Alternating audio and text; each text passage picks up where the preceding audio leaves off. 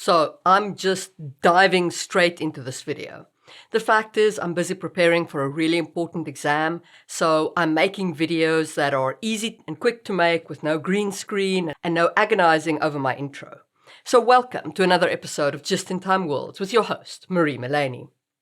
Today, I'm going to talk about 3 more mistakes I see in world-building cultures, economies, and politics, and how to prevent yourself from doing them.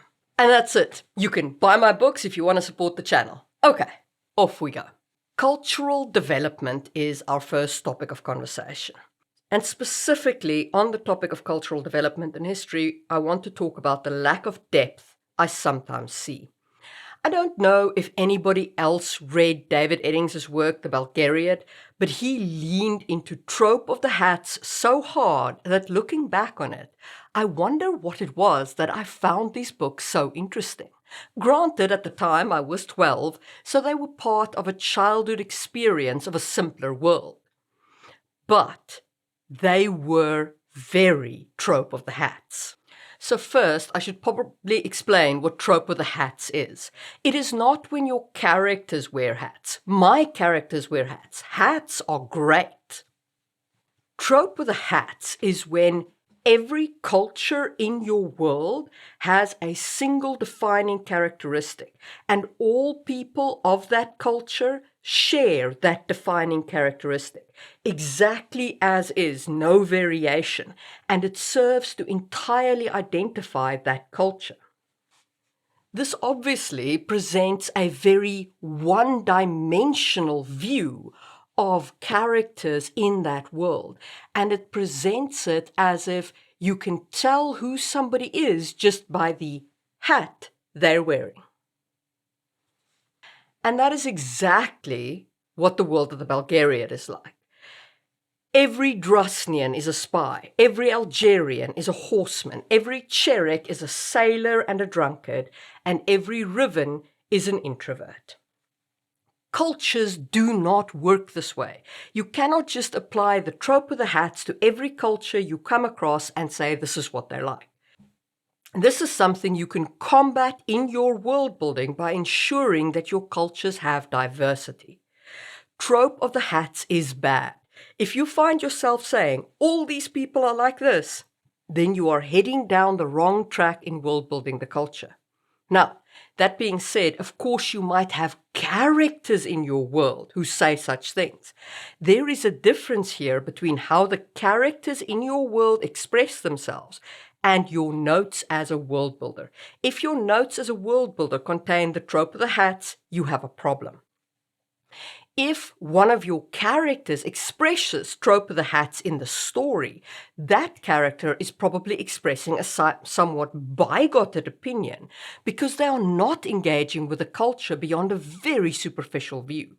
If you take that character through a growth arc where they learn about that culture and become a better person because of it, then you have succeeded in telling a great story for that character. So that is the trope of the hats problem. But trope of the hats is a very obvious problem. I want to delve a little deeper into cultures that lack historical depth, and specifically cultures that have no entertainment, no weird foibles, no evidence of interaction with other cultures. If you're in a world before our sort of levels of entertainments where we have books, TV, radio, movies, and all of these things, if your entertainment is at a pre-industrial or pre-modern level, your people need something to do. Your cultures need entertainment. Yes, of course, your characters in your book are busy doing character things and plot things, and they're moving the story forward. But your cultures still need entertainment, and those forms of entertainment inform so much of the culture. You could have traveling storytellers who served a very important purpose before we had the kind of free flow of information. Remember, a village storyteller only has the tales he knows until travelers arrive with new tales. So the arrival of a person with stories, with new stories to tell, is an event to be celebrated by the village. Or somebody who writes a new play, or somebody who produces a new book if people can read. These forms of entertainment are not this plethora we have now, and they are a moment of excitement. And the same applies to games. Remember, people would have games like a type of board games or gambling or all these kinds of games that they would play. Dice games have been with us since forever. It was one of the first videos I did on my channel, and while the quality is first video-ish, the content is still valid in how to create games and performance art for your world, and you can check it out in the information card. So when you're world building your culture, think about what entertainment they have. Think about how they while away winter, what they do in the evenings, what they do in the afternoons when they have time off working. How do they listen to stories? Do they watch plays? Do they sing songs? Do they play dice games? What are their entertainments? This will help you create a deep and rich culture. What you must also remember about world-building cultures is that cultures don't develop in isolation. So, of course, you do need to think about where your culture originates from, because their location will influence things like what they wear, what colors they like, and so on. For an example of this, we only have to look at the Roman Empire versus the Chinese Empire. In the Roman Empire, the color purple was reserved for the emperor. It was reserved as an imperial color, and this is because it was produced from the murex snail, and you had to kill thousands of these snails to create even a gram of the purple dye. And that expense translated into an imperial color. By contrast, in China, the color red is associated with the emperor and is considered a lucky color. It is the color most closely associated with their culture, and the reason for this is that, and the reason why this is red and not, say, purple as it is in Roman culture, is because the mother plant in China produces red, but it requires intense labor to grow the plant to a large enough size to be used in dyes. And of course, red is a very difficult dye to make. So the secret of making a good red became something that the trade guilds kept very, very close secret. The dye guilds kept a very close secret. And so red dye became very expensive, and so it became an exclusive dye, and so it became a color revered by the culture. And that kind of color development, you can see very clearly, pulls from regional elements. But by contrast, if you look at things like ceramics, glass, silk, all of which I've spoken about on the channel and link in the information card, you will see that the Romans, for example, were very good at making glass because they had good natural resources for it. The Chinese were very good at making porcelain because they had great, in fact, exclusive natural resources for it. But these two empires traded with each other across the spice route. There was a point where porcelain was called white gold in Europe because it was being imported, but it was so expensive. We have also found ancient Roman glass in China, so we know that goods flowed both ways. So don't underestimate the impact that trade, migration, and colonization have on a culture. When cultures engage with each other, their stories, their myths, their items, and their entertainment will intermingle and become something new in the other culture. So do make sure that when you're playing with these elements, think of how the cultures interact with each other, where the points are that they do spike with one another, and how their culture, including their entertainment, bleeds from one to the other, and how it is changed in the other culture. Now, you do have to be careful. It is very easy to fall into world builder's disease, which is where you world build and world build and world build and never write a story or never run your game if you're a GM, and basically you just get trapped in world building. So don't do that. Keep your thoughts nice and high level. This culture produces these items. This culture produces these items. They interact at these points. These are the entertainments of this culture. These are the entertainments of this culture. Now, when they interact, what parts of their culture bleed through to the other culture, and how is it changed in each culture. So say this culture has got scarf dancing as an entertainment form where they have this performance art where they dance with silk scarves.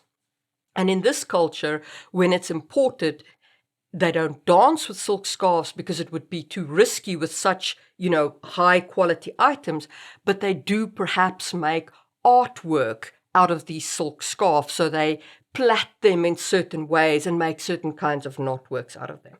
So try and think of those kinds of relationships between these cultures. And when you do that, you immediately have a shared richness between the two cultures. And all it really took you was about 5 minutes worth of note-taking and looking perhaps at how your map works. So the key takeaway in creating rich cultures is to define your cultures, including their entertainment, and then find the points where they interact with other cultures and decide what bleeds through from one to the other and how it is changed in the culture that it bleeds into. Now, if you could turn your eyes down to that like button and smash it, I would very much appreciate it. And let's talk about in-world communication. I have a couple of big problems with in-world communication. And again, I'm going to point at David Eddings for the Bulgariad because he literally had everybody in his world spread out across multiple continents speak the same language. I can't even. I don't understand how this is humanly possible. In fact, it clearly isn't humanly possible since we have different languages within countries. In fact, some regional dialects are so strong and distinct from each other that they sound like different languages, even when they're not. People just being able to understand each other in some magical way frustrates me. It is one of my biggest complaints about the Stargate SG-1 series. I can't even. The first world they arrive at, somehow Daniel Jackson just magically understands what these people are saying and manages to translate for the rest of the team without anybody even blinking. I don't understand how this is possible. I don't know what they were thinking. Now, I understand that the biggest complexity they faced is that they were going to travel to multiple worlds. And obviously, in each episode, having a language problem is going to be boring. I get that. But you don't overcome it by having a plot device that is a human being who clearly cannot just listen to someone speak and then somehow understand them. You have access to ancient technology. Give people a translator. Give them a device that translates the words of others. Problem solved. So please, don't make a common language that everybody in your world automatically speaks. This wasn't even true in Europe in the Middle Ages when educated people spoke Latin. There were still many, many other languages. Now, of course, different rules apply in science fiction and fantasy where you can have universal translators, and that's perfect. Set that up as a plot device and use it and be happy with it. Or if you have a magic alternative like a spell that translates universally, fantastic, use that. But just give it some thought and don't have everybody speak the same language. But translation does bring me to expressions. Now, I don't sound like an American. I don't have the same idioms, I don't use the same expressions because I am not an American. I didn't grow up in America, so the idioms that I use are unique to my region of growing up, my language that I speak natively, etc., etc. When you are creating your cultures, even if they have a shared language with another culture, bear in mind that regional sayings could come out of a character's mouth. Try to come up with a couple of regionally distinct sayings that your various cultures use when they communicate with each other. Things that are unique to them, sayings that only they use. That being said, do be careful when you're drawing on our world and our cultural sayings.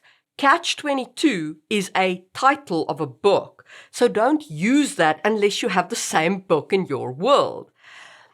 Be careful of our expressions and our sayings and the events that they're tied to and how that can result in throwing your reader out of your world because the reader reads it, thinks of our reference, our world reference, and then goes, I wonder how that fits into this world, and then they're thrown out of the story and they're no longer immersed in your world. Now, you do want to be careful here. Again, you don't want to go too far. There's a great post on Reddit that one of my Discord users pointed out to me that talks about the sandwich barrier. So for this Redditor, words like sandwich are so well established within our culture that they would not rename it, despite the fact that it comes from a place name. And those words fall on the right side of the sandwich barrier. Other words or expressions like catch-22 are on the wrong side of the sandwich barrier. Now, the important thing to remember is that for each world builder, that sandwich line is going to be in a different place. My advice to you in defining your sandwich line is, if most people know, without Googling, where an expression comes from, I would not include it in my world. So, for example, catch-22 is very much something that I think most people know. So don't use that. Whereas sandwich, I mean, sure, there are people who know that it's a place name, but I don't think most people really associate sandwich with a place in England instead of the bread and filling that they eat. Renaming sandwiches is not worth the effort, and I think you are going to throw your reader out by having them wonder why you don't just call this thing that they know a sandwich. It's a great expression, right? Sandwich line. Great expression. Anyway, so when you're world building, think about where your sandwich line is. Words on one side will be fine and you're happy using them. Expressions on the other side, you won't be. So I am famously very picky on this. I invented a whole timekeeping system because I did not want to use words like seconds, minutes, or hours, and I also didn't want to refer to clocks because my people didn't have clocks. I went way overboard with this, but I really enjoyed it, and I think it adds a great deal of richness to my world. And if you want to check out my thoughts on timekeeping in fantasy worlds, you can check that out on the information card, or you can check out my books on the link down below where I obviously use this timekeeping system. And I embedded it in the expressions of my world. And because of that, every time one of my characters uses those expressions, I believe it cements the reader in my world. It reminds them that they are in this fantasy world and it brings them deeper into the immersion. And that for me is why we invent expressions, why we change words.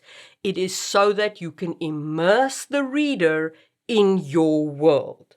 The reader needs to feel that they're in this world. They need to be embedded in it. And that is the purpose of your expressions. Now, will a timekeeping system throw them out? Probably not.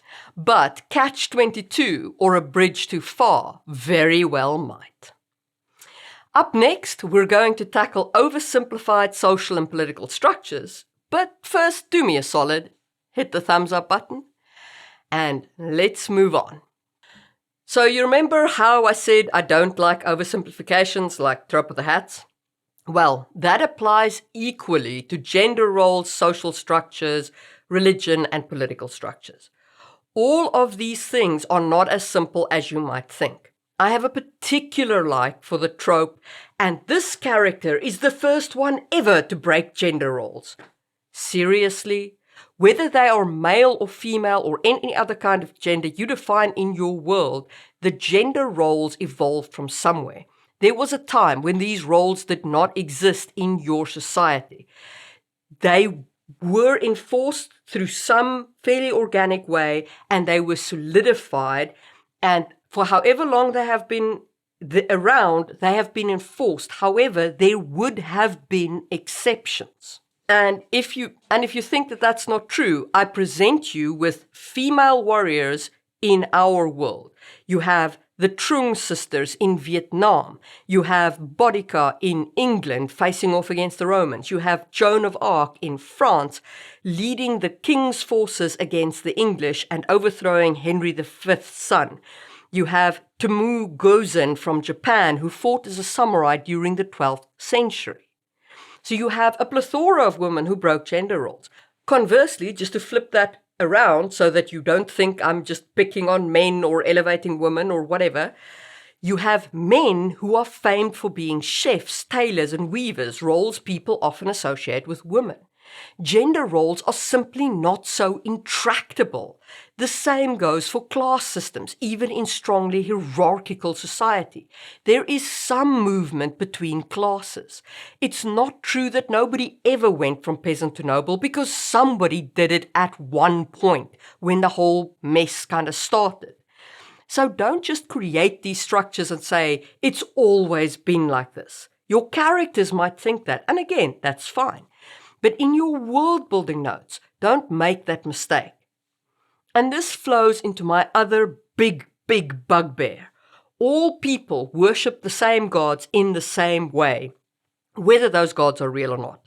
I can't with this particular trope. We show such clear and abundant evidence of different ways to worship in our world that it is ridiculous to think that in 1,000 years, or however old your religion is, there have been no schisms, no reformations, no reforms, no sideways cults. None of that has happened. How? Is your God literally sitting on top of the society and smiting anybody who, tries to deviate?